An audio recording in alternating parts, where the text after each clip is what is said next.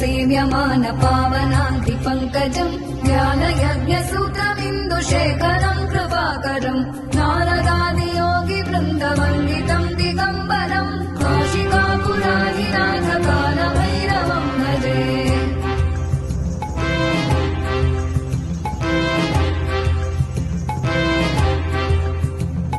भानुकोटिभास्वरम् भवाभितारकम् परम् नीलकण्ठमीप्सितार्थदायकम् त्रिलोचनम् कालकालमम्बुजाक्षमक्षशूलमक्षरम् काशिकापुराधिनाथकालभैरवम् भजे।